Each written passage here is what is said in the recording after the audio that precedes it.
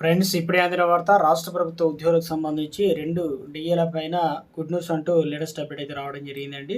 So, ఆ వివరాలు ఏంటనేది వీడియోలో తెలుస్తుంది. వీడియోని స్కిప్ చేయకుండా పూర్తిగా చూడండి. కంప్లీట్ ఇన్ఫర్మేషన్ అయితే అర్థమవుతుందండి. వీడియో ఇంకెవరైనా సరే మన ఛానల్ సబ్స్క్రైబ్ చేయకుండా వస్తున్నట్లయితే వెంటనే మన ఛానల్ సబ్స్క్రైబ్ చేసుకోండి. ప్రభుత్వం నుంచి వచ్చే లేటెస్ట్ అప్డేట్స్ అన్ని కూడా మీ ఫోన్ నోటిఫికేషన్ రూపంలో అందించడం జరుగుతుందండి. చూస్తున్నారు కానీ లైక్ చేయడం మర్చిపోతున్నారు. దయచేసి లైక్ చేయండి. లేట్ చేయకుండా ఇలాగే తెలిపోదామండి. తెలంగాణ రాష్ట్ర ప్రభుత్వం గుడ్ న్యూస్ చెప్పిందనమాట. విద్యుత్ ఉద్యోగులకు, పెన్షన్లకు తెలంగాణ ప్రభుత్వం శుభవార్త అందించింది. 2% డీఏను అందిస్తున్నట్టు ప్రకటించారు. ఈ మేరకు ప్రభుత్వం వారికి 2% డీఏ విడుదల చేసిందనమాట. విద్యుత్ రంగంలో తెలంగాణ దేశానికి దిక్సూచి కావాలని డిప్యూటీ సీఎం బట్టి విక్రమార్క ఆకాంక్షించారు. భవిష్యత్తు సవాళ్లను ఎదుర్కొనేందుకు సిబ్బంది సిద్ధంగా ఉండాలని సూచించారు. ప్రభుత్వం విద్యుత్ సిబ్బంది ఒక ఆదర్శ కుటుంబంలో పనిచేస్తాయన్నారు. ఇక విద్యుత్ ఉద్యోగులు, పెన్షనర్లకు సంబంధించి డీఏతో 71,417 మంది ఉద్యోగులు, పెన్షన్లకు ప్రయోజనం కలగనుంది.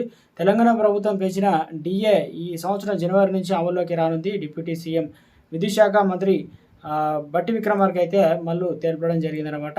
ఇక ప్రజాభవన్కు ట్రాన్స్కో మేనేజ్మెంట్ సభ్యులు వెళ్లారు. డీఏ విడుదల చేశారని హర్షం వ్యక్తం చేశారు.